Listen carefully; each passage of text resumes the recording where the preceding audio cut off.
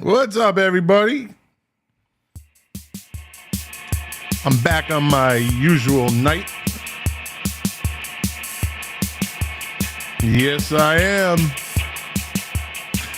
And for YouTube, this is not my song. I don't claim this song. I don't own the rights to this song.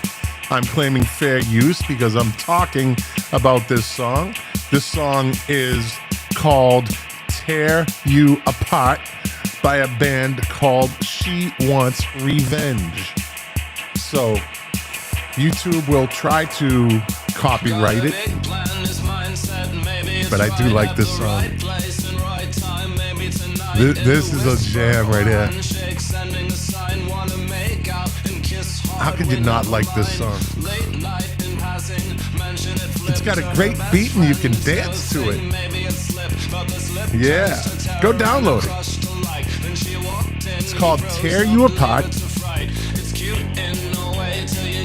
by She Wants Revenge. It's a good jam. Yeah. I always want to play the whole thing, but I can't because then it gets out of fair use and into another territory. So I'll just keep it in the background, keep it low. What's up, everybody? It's summertime. So, I don't know. I'll take my turbo coffee, iced coffee. And yeah, no Jack tonight. Jack, I don't know. He's in fucking Vienna, Prague, some communist country, probably promoting communist propaganda, bad mouthing America. You know, sure he's over there with his. He has a suitcase with big Harris Biden or whatever it is. Not, I'm only kidding. I don't want to go there. I'm only kidding. Anyway, yeah. So that's it. We're gonna get this started. We're gonna pick up. I think we're doing some music news tonight, so we're gonna pick up where we left off. Let me see something. Give me a second here. Doo-doo. Am I even on? Let me get the comments. Okay. See, now I get to check myself. And I see Big Head Todd the Wet Sprockets in here. He's not talking shit, so I can hear myself this week. Last week, there was a little bit of difficulty. Yeah. So, I'm good. Just got a text. Okay. Good. Big Head Todd the Wet Sprocket. No. I'm not entertaining anybody. I'm entertaining myself tonight. That's what I'm doing. I'm here for me tonight. And you. I do. I like you. Not Big Head Todd. I like the rest of you. So, yeah. Turn this down. Yeah, I'll just stop that because I don't want to get carried away. I always play too much and they get all, yeah. Good evening, Patty. Patty just coming into the live stream. Oh, yeah, by the way, welcome to the podcast. Streaming live right now over everything. Yeah, that's it. I don't have anything else. I am, like I said, though, gonna read some music news. And we're going to pick up where we left off last week. So let's get right into it, shall we? It's this motherfucker again. Yep. This guy. Let's get to the headline. Now, I got to get my voice. Got to get ready for a rant because... see how that happens? Right when I was about to talk again. This guy just, they won't give up. They will not give up. So, and again, these are reaction articles. I didn't read this. I see the headline. I make an assumption. And I say, okay, I have to read this. Sometimes, most of the time it works out. I've gotten to some articles. I'm like, oh, that didn't really go. But this one... Here we go. Picking up from last week, classic rock band member responds to rumors. See how that, see right off the bat, responds to rumors about why tour was canceled. A classic rock musician is responding to rumors his band's tour was canceled due to low ticket sales. I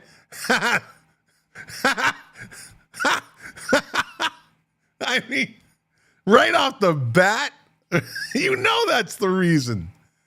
Of course they're not going to say anything. Like, that's like, right at it. Boom.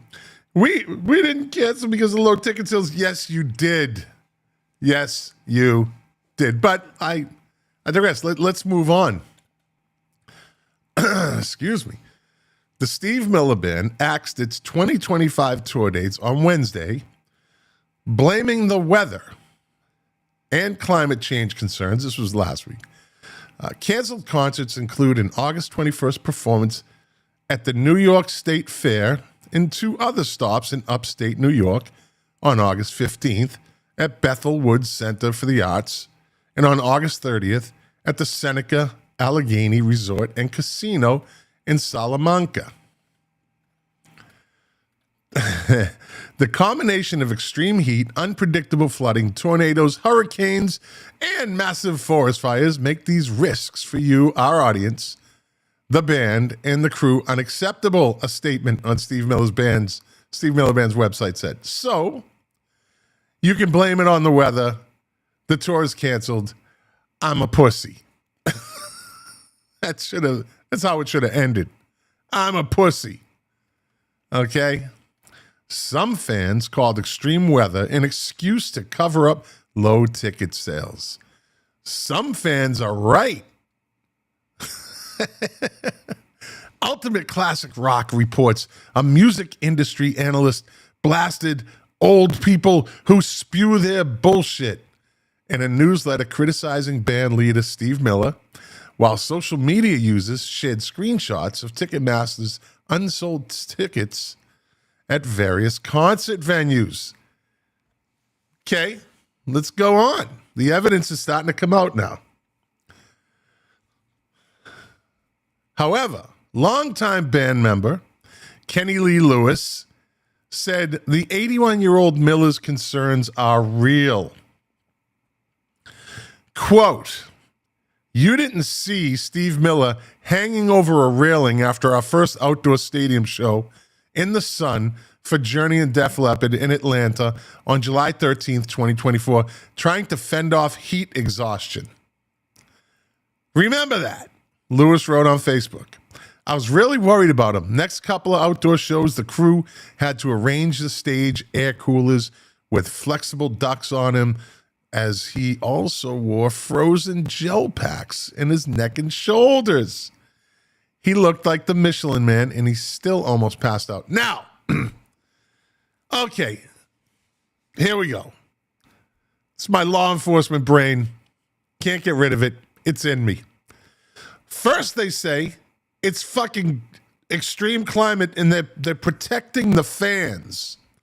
Did it not say that? Let's go back and be redundant. This is the quote: "The combination of extreme heat, unpredictable flooding, tornadoes, hurricanes, and massive forest fires make these risks for you, our audience, the band and the crew, unacceptable." That's the statement. Is it not, Mr. Miller? Is that not your statement?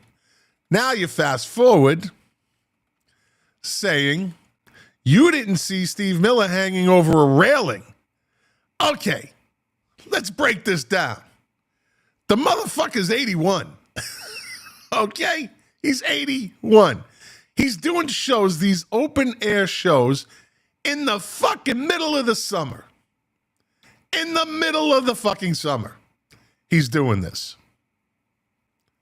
But the dude almost drops out from heat exhaustion. So is it really about the fans? And where is the forest fire in this whole thing? Where's the tornado in this whole thing? Where's that? Well, maybe, I'm not done with the article. Maybe they'll talk about that. Maybe Steve Miller got caught in a twister somewhere backstage. Maybe the river overflowed and covered the set, covered the stage. Maybe a hurricane swept through the stage. I don't know. Let's see. Okay, Lewis, a bassist, guitarist, and vocalist for Steve Miller Band since 1982. Okay, the guy's being a loyal friend. Steve Miller should be saying this shit. But no, we'll let the bass player say it. Added that they always sold plenty of tickets at the last minute. Yeah, we always sold plenty of tickets at the last minute. That means there was no fucking tickets being sold. And this time, the last minute just didn't happen. That's exactly what that is. But, quote, even if sales were down, Steve has been concerned about this heat for years. It's too freaking hot for an 81-year-old to go out on the stage as temperatures keep breaking records, even if you are the closer at the sunsets. As the sun sets. Then why not just say, here's our reason for canceling tours. Steve Miller's too old. He can't take the heat, so he's getting out of the kitchen. That's a good headline. That's a good statement. Steve Miller can't take the heat, so he's getting out of the kitchen. Okay? People would have been like, all right, the fucking guy's 81. Okay? I'm with that. I'm down. Steve, you're cool. But when you fucking lie to your audience, and this is a lie right here. No, see, he's actually telling the truth here. The statement was a lie. The ticket sales sucked. He said they didn't. That's a lie. They always get big tickets at the last minute. So let me go back to that one.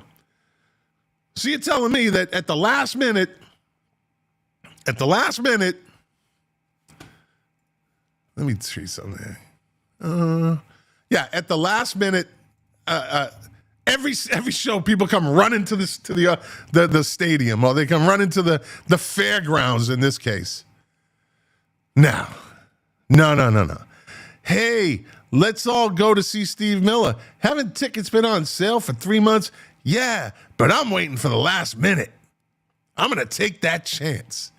Well, maybe if we look at Ticketmaster, we can see if we're really taking a chance. Yeah, that's a good idea. Let's go to Ticketmaster. Open it up on your phone. Okay. Well, here we go. I'm like, Ticketmaster, my password. Tickets available. Oh, shit. It's a 15,000 seat venue. Damn, good for you, Steve Miller. Well, wait a minute, though. There's only, seems like, 2,300 tickets sold. So, see? I told you we can wait till the last minute. That's what that is. Yeah, he's playing this Friday night. Show starts at 7. Yeah, we'll get there at 6:30. And plenty of tickets. Okay, so this dude basically says it's too hot for an 81-year-old to go out on stage. Because you fucking planned a tour in the summertime, you idiot. While tour here we go, quote, all right, no, refunds are being offered for all ticketed Steve Miller Band concerts, except for those that bought it at the last minute. You don't get your money back. The New York State Fair concert would have been free with admission to the fair. A replacement performer is expected to be announced soon. Yeah, it's not the 81-year-old Steve Miller this time. No, because he's out. It's going to be like the 78-year-old Steve Perry who can't sing. That would be better. That would actually be better. I don't know if he's 78. He's old, though. I'd rather hear a Steve Perry who can't sing, and at least he moves around, than an 81-year-old guy stands there with the guitar with a fucking stick up his ass to keep him straight. Okay. Quote, while tour cancellations are disappointing, we remain committed to providing quality entertainment for fairgoers and fans alike. I hate when they fucking say that. And fans alike. What does that even fucking mean? Quality entertainment for fairgoers and fans alike. Well, Anyway, there's too much here for me to focus on that. We are actively working with our booking agency, Romeo Entertainment Group, who fucking booked our concert in the middle of the summer, to secure an exciting new artist, and we'll share that announcement as soon as possible. Unquote. Fair official said Thursday, quote, "We look forward to delivering an unforgettable summer experience. Please stay tuned." Well, it's going to be good now that fucking Steve Miller ain't playing. Tell you that. Steve Miller Band drew one of the largest crowds in New York State Fair concert history 10 years ago with 36,900 fans. 10 years ago. Okay. And they say one of the largest. But the hyperlink here says largest crowds. Drew one of the largest. Now, you could say, okay, I'm going to use the top 20. But I don't have to tell you that. But I'm going to tell you he drew one of the largest. He's number 20 on the list of, I don't know how many fucking bands they've had at the New York State Fair. Probably hundreds. So maybe Steve Miller's he's in like number 100. But they're going to say drew one of the largest crowds. The devil is in the details. The Rock and Roll Hall of Fame group is known for his hit like The Joker. There it is. There it is. You know it's fucked up when they put Abracadabra as your second most popular song. That fucking song. Yeah. Rockin' Me, Fly Like an Eagle, and Take the Money and Run. Yeah, there you go. The truth is out. The truth is out. He's fucking too old. Look at him, he's on stage, he's got a fucking jacket on. What the, what are you wearing a suit jacket for when it's fucking 85 out? Idiot. Let me go back over here. Let's get rid of this. I caught some shit from my little rant last week, too. I caught some shit from people. Fuck them. What do they know? Right? Right. Let me get into some comments while I was ranting. Big Head Todd, Patty. Let me see. Carla Minetta Grilla. Hi, King. How are you? I'm good, Carla. Perry Lightfingers Dedovich, the AI. Go, Scotty, go. And Clement Ticket Sales. Yeah. Carla. Nah, let me see. Maybe he has a little dementia. Yeah. Big Head Todd, the Red Sprocket. Steve Miller is going to die before you are finished with your rant about him. Ha, ha, ha, ha, ha. Joanne Kazborski, I love you. Yeah, well, Steve Miller is 81. So, I'm not. All right, let's see. Let me get another thing going here. Hold on one second. Let's get another article up here. What do we want to talk? Oh, you know what? This is interesting. So we lost Ozzy yesterday. It was yesterday, right? Or 2 days ago? I think. And Hulk Hogan died today. So, shit happens in threes. Who's next? All right, here we go. Let's do this one for Ozzy.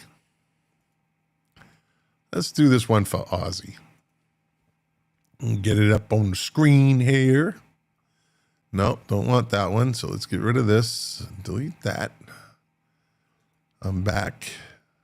So over here. Get rid of that. So anyway, gotta get it back up. There we go.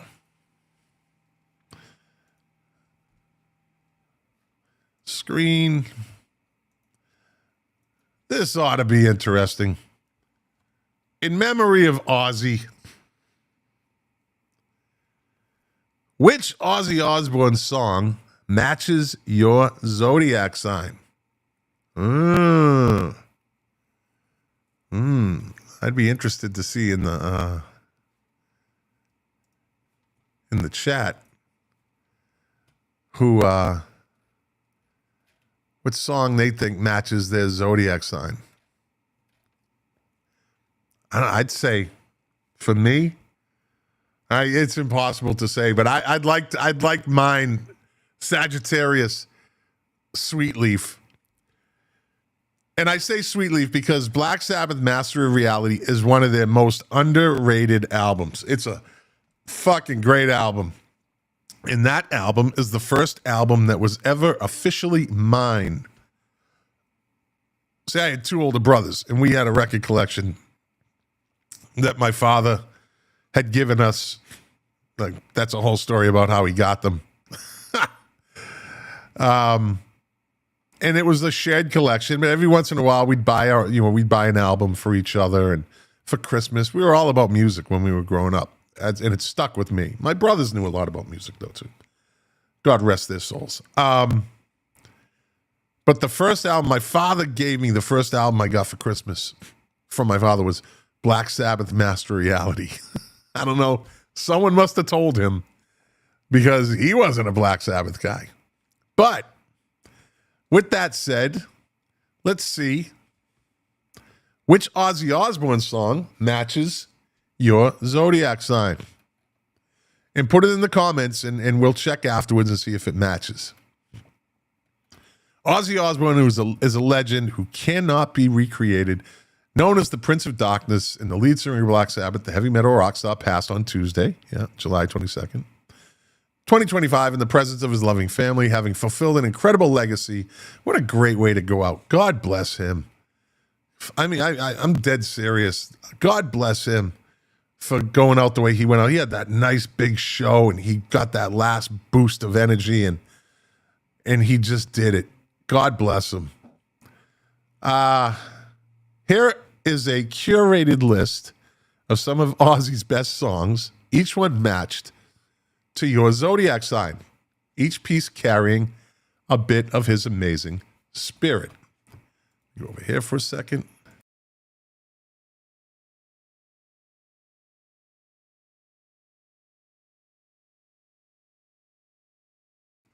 Just had to take care of something. Here we go. We start off with, I don't even know the order of the fucking zodiac signs. Aries. Aries is Crazy Train. Aries is a bold, unstoppable fire sign, bringing the life of the party with calculated chaos. Aries energy is a wild ride, charging headfirst towards life with unparalleled passion that you can't find anywhere. So Crazy Train, right? Okay. Taurus, Dreamer. I don't know that song. Do I know that song? Let me see. I'm going to have to do this. I'm going to have to listen to some and see what these songs are, because some of them are from later Black Sabbath that I didn't really. Dreamer. Here we go. By Ozzy. Let's see what this is.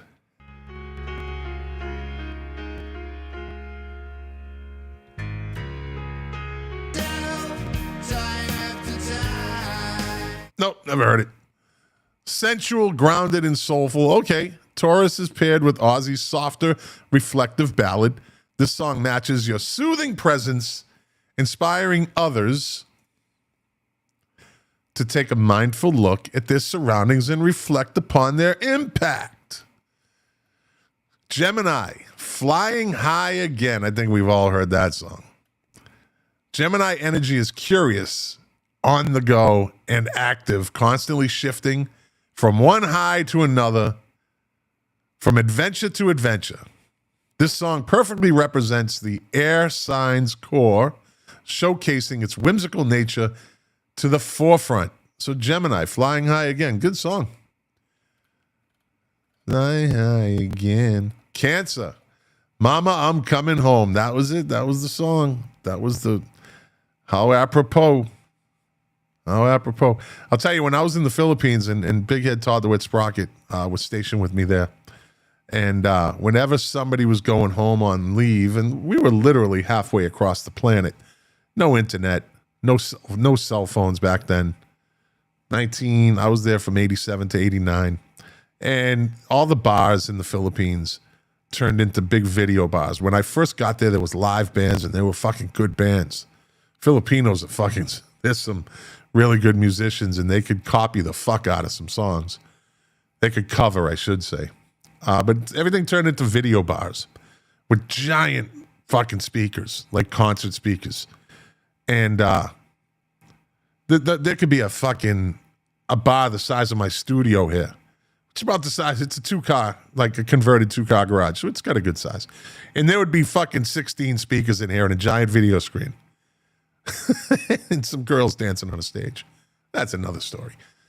But every time someone was going home on mid-tour, more than likely this song, oh, we want to hear Mama, I'm Coming Home. And, we were young and everybody, they got all sentimental. I thought it was fucking stupid. Called them a bunch of pussies, but that was just me. Anyway, Cancer, Mama, I'm Coming Home. Cancer is a sentimental, family-oriented, and deeply rooted sign. Of course, Ozzy's classic Water Sign-approved anthem pulls on their heartstrings, highlighting their devoted loyalty and tender, loving core. All right, that's Cancer. Leo, Mr. Crowley. Leo's a fun-loving, theatrical entertainer at heart. The song matches their magnetic nature, dramatic spirit, and flamboyant spirit. Flamboyant spirit. Hello, Frisco. Anyway, okay. What do we got next? Virgo, No More Tears. No More Tears, I think, is Ozzy's darkest song as a solo artist. Go look at the lyrics to that song. I don't know if you've ever heard it. No more tears. Go look at the lyrics to that song. It's pretty fucking dark. It's pretty dark. So what do we got? Virgo, No More Tears. Virgo is a reflective, introspective, mindful earth sign. This track matches their detail-oriented, precise thoughts with quiet resilience and strength. While they may be reserved with their inner monologue in solitude, they can resonate with this intense track. Yeah, it's a fucking serial killer. That's what the fucking song is about. A fucking serial killer. Got a girl tied up. Go. It's fucking dark. But it's arguably my favorite Ozzy solo song. And if I was to combine the two, it would probably be in the top 10. Meaning Black Sabbath and Ozzy solo. What do we got? No More Tears. I love that. Libra, Perry Mason. This courtroom-inspired rock anthem aligns perfectly with Libra's justice-oriented integrity. Fuck Libra. Looking for balance, order, and fairness above all else. You'll love to nod your head along to this track. Well, let's see. I've never heard this one either. I never claimed to be the ultimate Ozzy fan, but I did used to watch Perry Mason on TV. Perry Mason, Ozzy. Let's see what we got.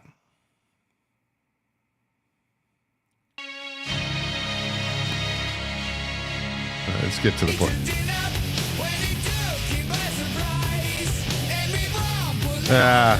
I don't know. Yeah, no, okay. I mean, it doesn't sound like a bad song. I could listen to it if I had to.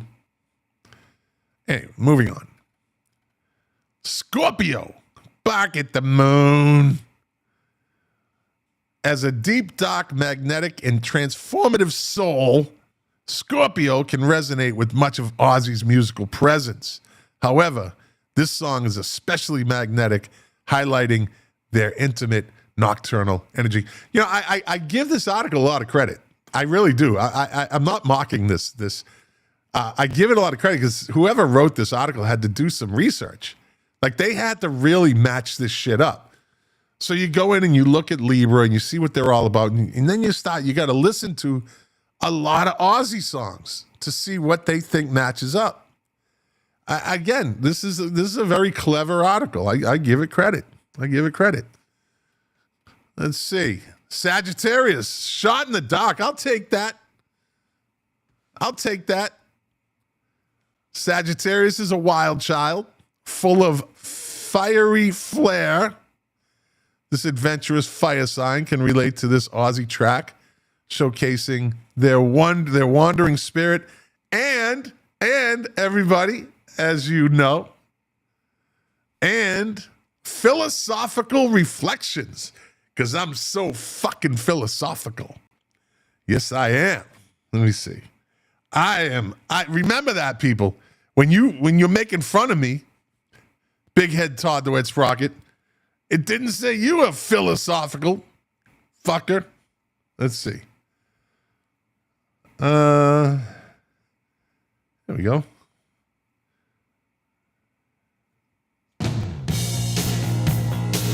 Yeah. This is a great 80s tune. This is one of his big hits in the 80s. I'm a winner. See? I'm a winner. I got a winning song. Not like Perry Mason. Yeah. Not like Perry Mason. I got a winner song. I'm a winner. Fucking right I am. All right. Let's get back. Let's get rid of this. And delete that. Let's see what we got for comments. Has anything happened? Patty Ossie is a Scorpio. Perry Lightfingers Dedovich. George Koyman, guitarist for Golden Earring, is the third. I forget. I don't know what that means. George Koyman, guitarist for Golden Earring, is the third. I must have missed something there in my rants. No offense, Perry Lightfingers Dedovich AI. All right. That was like I said, that's a good article. Let me get rid of that. Let's see what we got next. What's next on the screen? How about 70s rock star says comedy icon single-handedly ruined his career in a resurfaced interview? Maybe not. 3 of the best opening tracks from a debut album. Classic Rock Edition. Now, this might be a fucking video screen. Let me see. Let me pull this up.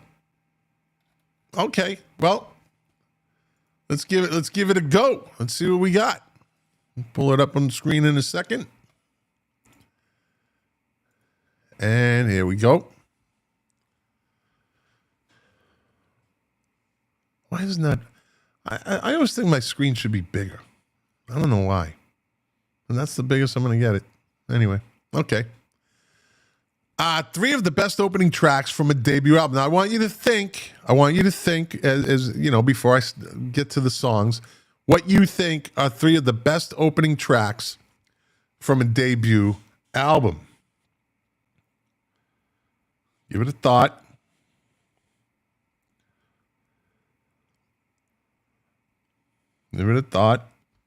All right. Introduction's not always easy, especially when it comes to debut albums. You have to say a lot in a finite amount of time. You have to establish your sound and leave room for improvement. It's a hard line to toe, and not everyone gets it right. Those that do, however, have a special place in rock hierarchy. The 3 bands below are counted among those numbers, churning out not only great debut albums, but also timeless opening tracks. Now, I already know it's one of my favorite, and I'm wondering if it's on this, because remember, I don't read these. I'm wondering if it's on this. Probably won't be, but I'll play it if it's not on this. So let's go to number 3, Running with the Devil. Okay. Opening track, classic album. The opening track to Van Halen's debut album, Running with the Devil, has remained one of their most beloved. It's a bold album opener. The siren-esque noise at the top of the track could have potentially been a turn-off for listeners. Van Halen took the risk and earned a now iconic intro. True. The driving guitars are the stuff of rock legend, and the unforgettable chorus is endured for generations. In terms of introductions on debut albums, it doesn't get much stronger than this. Well, I'd give you that. I don't think I have to play it. I think everybody knows what that is. If you don't, go listen to Running with the Devil. All right, let's see what number 2 is. Scrolling down. Purple Haze. Jimi Hendrix Experience. Can't argue with it. I can't argue with that. That's a great opening. As a matter of fact, let's give it a quick listen. Let's see.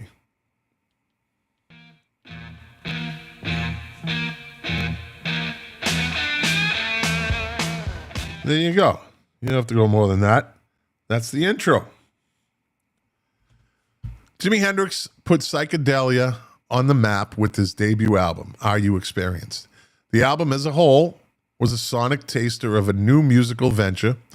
No one had grasped the mind-melting guitar solos that would soon become commonplace in this rock subgenre. He delivered a transcendent experience that paired well with the psychedelics that ruled this era of rock. The opening track to this album, Purple Haze, was Hendrix's calling card. Though he had many name-making tracks at his disposal, fans will always see the song as the impetus of Hendrix's musical movement. I can't argue with that. That's good. No debate here. I don't think my opening track to a classic album is on this. But let's see. Here's the third one. Scrolling.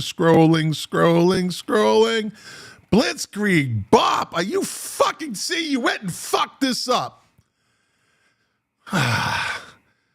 If you need a song that will instantly orient someone to the punk rock movement, look no further than Ramones' Blitzkrieg Bop. Given how important this song will be to the band's career, it's wild to consider here my condescending read. It was an introduction to the Ramones for many listeners in 1976. Not only was Blitzkrieg Bop an amazing opening track on the Ramones' debut album, it also transcended the band's able to stand on its own without having any context in the career earlier. Those well-versed in punk will know this song. It's been far too many movies, television shows. All right. So they fucking blew it there. So I'm going to play this. Let me see. All right, here's the opening to this song.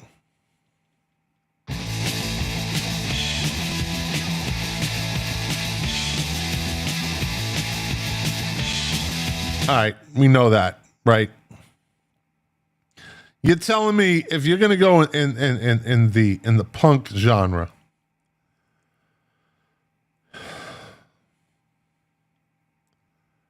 you're telling me that intro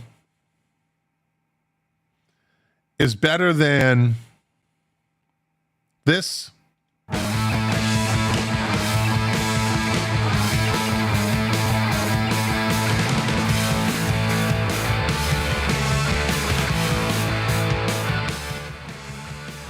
Better than the Sex Pistols, God Save the Queen? Oh, how's this?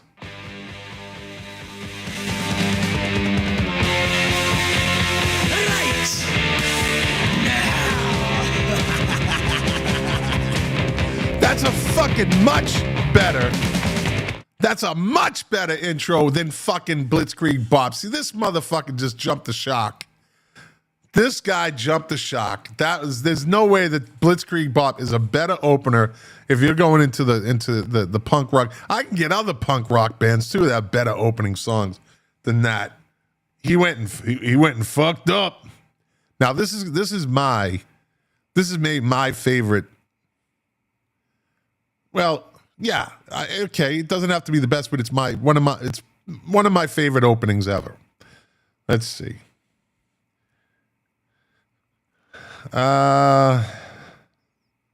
Here we go. Listen, right from the beginning. Here we go.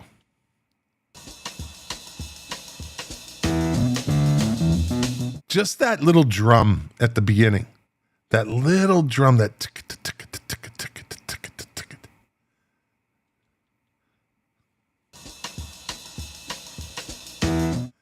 That right there makes the whole fucking. That is such an overlooked part of the song, but that is the first thing you heard. The first thing you heard when you got the Doors debut album and you dropped that needle on the wax right at the beginning of song 1 on this album, that's the first thing you hear. Come on, man. Really? You know what? You telling me, really? That Blitzkrieg Bob is a better fucking intro than that? Fucking Gen Xers are idiots. They fucking idiots. All right. Back to the show. All right, what do we got? Steve Stevens, God Save the Queen. She ain't no human being. That's right. That's right. Let's get into another article. Not this one. I'm going to go over here. Let's do... Roger Waters clears the air about common misconception of iconic, comfortably numb solo, or 70s rock star says comedy icon single-handedly ruined his career. Let's go with that one. And then we'll save the Pink Floyd one for last. I bet you don't even know who it is. I looked at the picture. I already know who it is. So let's bring it up. Let's bring it up. Screen. There we go. Okay. 70s rock star says comedy icon single-handedly ruined his career in resurfaced interview. He helped launch a legend and says it cost him everything. Rick Derringer was the mastermind behind 60s classics like Hang On Sloopy, Rock and Roll Hoochie Coo. I had the 45. But in the 80s, he took a detour from the typical rock and roll track when he partnered with Weird Al Yankovic. In a 2024 interview republished posthumously in Classic Rock's August 2025 issue, Derringer took a look back on the unlikely collaboration and didn't sugarcoat the fallout. I left him after 6 albums, 2 Grammys, 2 stars on the Hollywood Walk of Fame. He's done very well, but here's the bottom line. I thought that it would help my production career. He told Classic Rock's sister publication, Guitar Player, at the time. Suddenly, I became known as a novelty producer. As much as I love it, Weird Al, he's a good guy, very talented and a hard worker. He single-handedly ruined my production career. If you didn't see that fucking train coming, he had to know. He was in it for the money because Weird Al he blew up. Like everything he did blew up. And Rick Derringer was getting paid for that. If he was a producer on these albums, he was getting paid for that. A representative for Yankovic did not immediately respond to Parade's request for comment. Still, Derringer said that working with Al, quote, didn't strike him as unusual, despite the raised eyebrows from industry peers. I remember hearing that he was with Weird Al making these now that I'm reading this. A lot of people were like, what's Rick doing?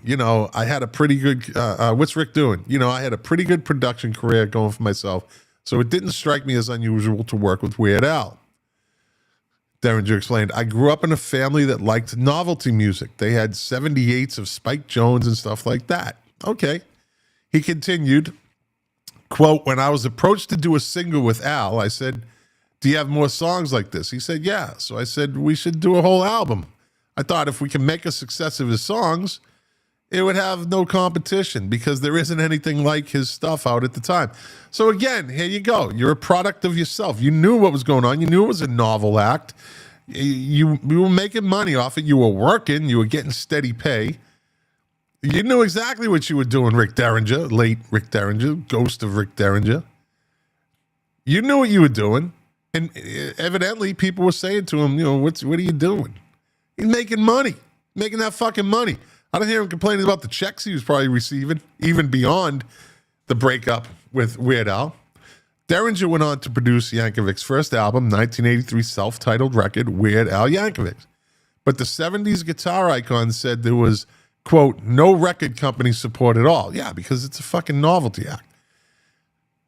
He added, we made a great record and sold it to this label, Scotty Brothers. The Scotty Brothers were in the record promotion, and they had just started the record company. There were other record companies that wanted the album, but I told Al, if the Scotty Brothers take it, you'll probably be cheated, and you'll probably be guaranteed of having a hit because these guys are good at what they do.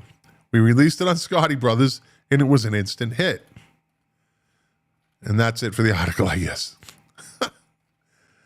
How do you not end that article? That's the way it ended? What? Content continues below. Let's see. How the fuck? Let me see. See more. See more what? See more butts? Let's see. No, these are just all. How does that happen? How do they just stop the fucking article? See, this is what happens when you don't read the article. That was a waste of time. Well, I got my comments in. He can blame it years later on fucking Weird Al. But he was in it. He knew what he was doing. He was getting that money. So there's that. Let's get off of this. There we go. All right, we got one more article. Let's cover one more article. Dave Phillips, king of the 45s. What's up, buddy? Steve Stevens says, best part of the Doors is they had no bass guitar. Yep, no bass guitar player. Manzarek played bass on the keyboard at the same time as leading the organ, like Geddy Lee, right? Isn't that what Geddy Lee did? Yeah. All right, let's get one more in. We're going to do the, finish it up with, oh, come on. What are you doing? Here we go. Get rid of that.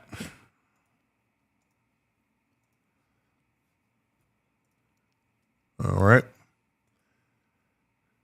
Roger Waters clears the air about common misconception of iconic, comfortably numb solo, which is probably, well, not probably, it is one of the greatest guitar solos in music.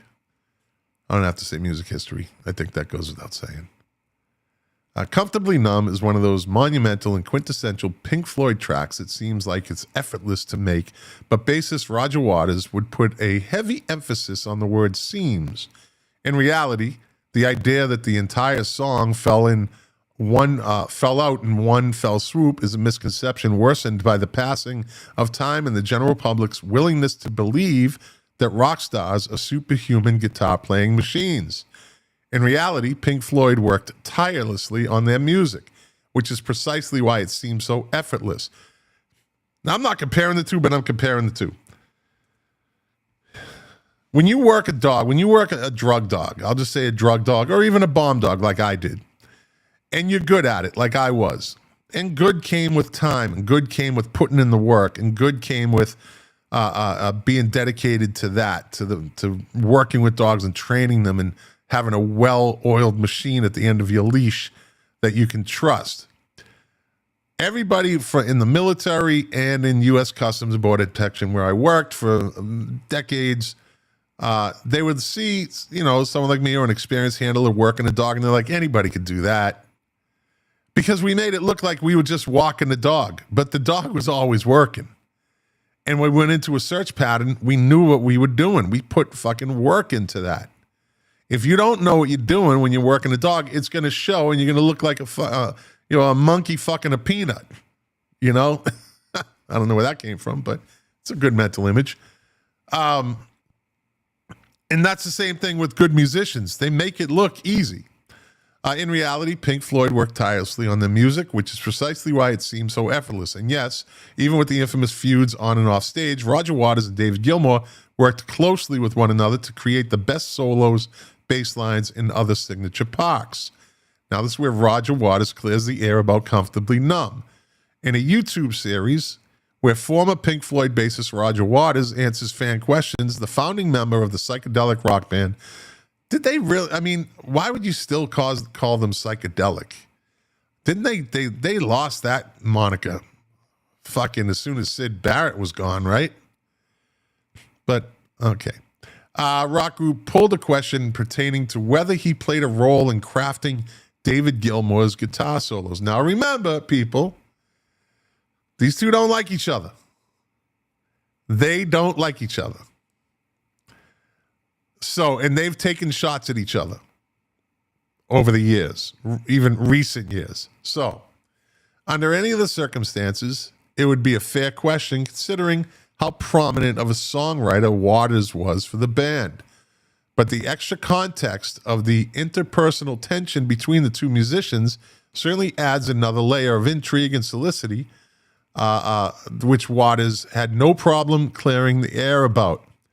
After reading the question about whether Waters gave Gilmour guidance during guitar tracking, Waters replied simply, "Yeah, because I was producing the records, and so was he, and so was who else? Bob Ezrin and James Guthrie. So we would all stick our oars in.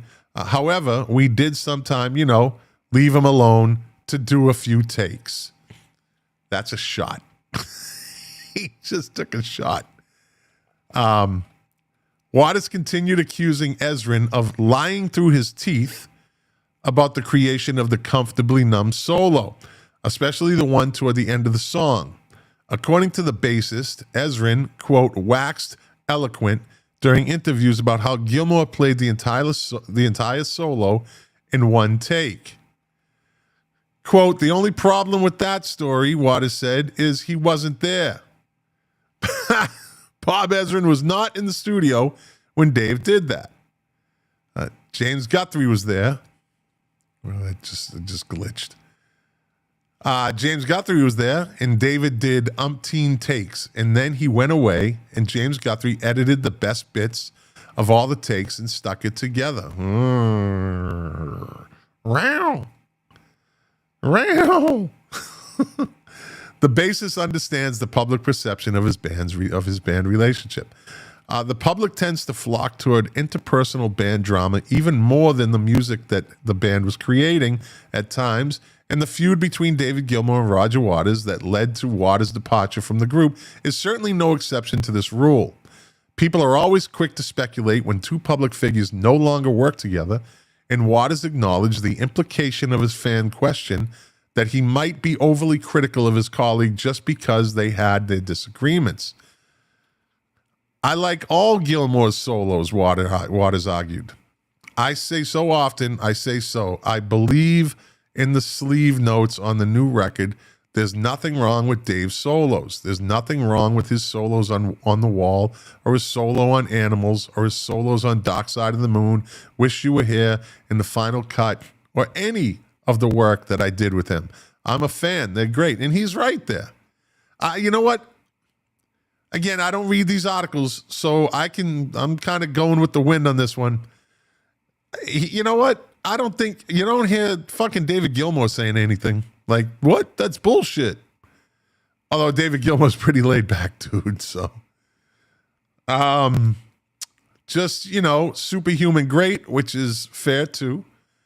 They're great, just not, superhuman great, which is fair too. So that was that for that. You know what? I'm going to do one more. I could beat that then. In memory of the guy that was an 80s icon, he changed the face of wrestling. He was Hulk Hogan. That's all there is to it. Like him or hate him, he was fucking Hulk Hogan. You can never take that away from him. I don't know if a lot of people know, he was actually a bass player. He played bass guitar, like legitimately. So let me pull up this article. Let's see if it comes up. Here you go. Hulk Hogan tried to audition for the Rolling Stones and Metallica, but got no response. I would have quit wrestling. I'm going to start with the late, great icon. Hulk Hogan is one of the most celebrated professional wrestlers in the history of sports entertainment. He's Hulk Hogan, but he ain't Ric Flair. Woo! That's for sure. With generations of Hulkamaniacs behind him, he took home 12 World Heavyweight Championship belts between the two promotions, WCW and WWE. He stepped into the ring in front of millions of fans and arenas around the world. However, he would have walked away from wrestling in a heartbeat to play bass for Metallica or the Rolling Stones. He attempted to get in both bands. Now, this is when Jason, I forget his name, the bass player for Metallica, left, and they were doing auditions for bass players. I believe that's when he auditioned for them. So before he was a wrestling superstar, Hogan was chasing his dreams as a musician. His time on the stage helped him gain the confidence to step into the ring. However, he would have walked away from the sport that made him a household name to continue chasing his rock star dream. Hulk Hogan opened up about trying to join two of the biggest bands in the world in a 2014 interview with Vice. Bassist Bill Wyman retired from the Rolling Stones in 1993. The next year, Darryl Jones joined the band. Hogan recalled being in the United Kingdom for an award show. He was presenting an award with Mick Jagger's wife, Jerry Hall. Before they presented the award, he recalled hearing her talking to Jagger about finding a new bass player. She had already told me that her kids are big fans and she wanted merchandise, so I was like, all right, let's reel her in. I was like, look, I used to play bass. I know all the Rolling Stones songs. Tell Mick if you guys need a bass player for the Rolling Stones, I swear to God I could show up. I could rehearse one day and play everything they play, he recalled. I got home, sent her all the merchandise, never heard a word back. Ghosted. Just wouldn't have been a good fit. Look at that band, right? Ron Wood, Mick Jagger, Charlie Watts, Keith Richards, and this fucking 6'6", 300-pound bass player, blonde. Like, I don't know. I don't. It probably wasn't even a talent thing. It was a look, right? Isn't that rock and roll? You gotta have the look. There you go. Jason Newsted exited Metallica in 2001 after 15 years with the band. As a result, they were looking for a new bassist, and Hogan saw another chance to live out his rock and roll dream. I heard Metallica needed a bass player, and brother, I was writing letters, made a tape of myself playing, and sent it to their management company, all those little Hulkamaniacs at the management company. I had them drinking their milk and saying their prayers. I told them I'm a bass player. Brother, I went in there, I kept making those calls, brother, and they got through. I tried for 2 weeks, brother, and never heard a word back, brother, from neither of them, none of them. Brother, I'm telling you, the Hulkster could have played, brother. I'm telling you. I say my prayers, I drink my milk, I take my vitamins, and I play the bass, brother. Where the fuck did that come from? Brother. The later years of his career would have looked much different if he had gotten one of those gigs. I would have quit wrestling to play. I would have quit wrestling to play that Rolling Stones or Metallica like that, brother. Hogan said, snapping his fingers. There you go. The late great Hulk Hogan. He tried. What do we got? Dave Phillips, King of the 45s, said not a big fan of Pink Floyd. I'll take Steely Dan all day. See, Dave Phillips, King of the 45s, is a very strange dude. I love him. I do. He's a nice person. He's a genuinely nice person. But he's fucking weird sometimes. Like his food habits.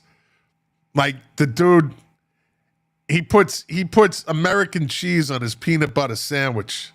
Like, but then he'll complain about pineapple on pizza. Now he says Steely Dan better than Pink Floyd. He's a redhead too. Or he was a redhead. See, that's the thing. Him and Big Head Todd DeWitt Sprocket, them fucking redheads. I always said it. There's a fucking genetic defect somewhere that affects they're always different kinds of dudes. They're always different kinds of dudes. Redheads are different. Look at that motherfucker from the royal family.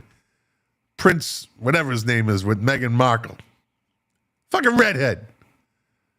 That's why they say like a redheaded stepchild. I'll beat him like a redheaded stepchild. And Dave Phillips will deny it, but he does put American cheese on his peanut butter sandwich. I know he does. I know he does. And now it's out there in the podcast world, Dave Phillips, King of the 45s, and you can't take it back. Brother! All right, that's it. That's it for tonight. I'm done. Right there, right at an hour. Perfect timing. Big Head Todd DeWitt Sprocket. Well, we still have our hair. Yeah, but I look better without hair than you do with hair. So, take that, brother! Because I'm a goddamn good-looking man. Dave Phillips, king of the 45s. Fuck you.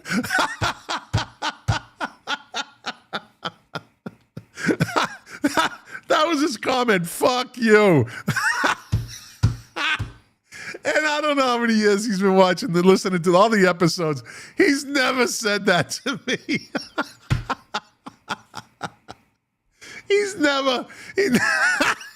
That made my night. That fucking. I'm ending this on a big note for me. That's fucking perfect. Fuck you. Yeah. Well, go put your American cheese on your peanut butter sandwich, brother. All right, everybody, listen, thanks for watching. Thanks for listening. If you like it, share it. If you didn't like it, well, thanks for watching and listening for 1 hour and 1 minute. And I'll be back next Thursday night. No, I won't be back next Thursday night. Oh, I'll be in Illinois. Being annoyed. Yeah, Illinois. Fuck. Patty Yossi, great show. Thanks for all the info. Have a good night, Scott. You too, Patty. Yeah, I gotta go to my fucking buddy's house. It's fucking in the middle of summer in Illinois. Fucking cornfields and just humidity. I'm not fucking looking forward to this. I'd rather be doing the show with you. So maybe I'll do it Wednesday night. We'll see. Or maybe I just miss a week. Depends on the mood. I'll let you know. I'll do a pop-up. But anyways, as I always say, doing the show for you, to quote my favorite artist, Morrissey, the pleasure, the privilege is mine, and I might see you next week. You might hear me next week. You might not. So stay tuned.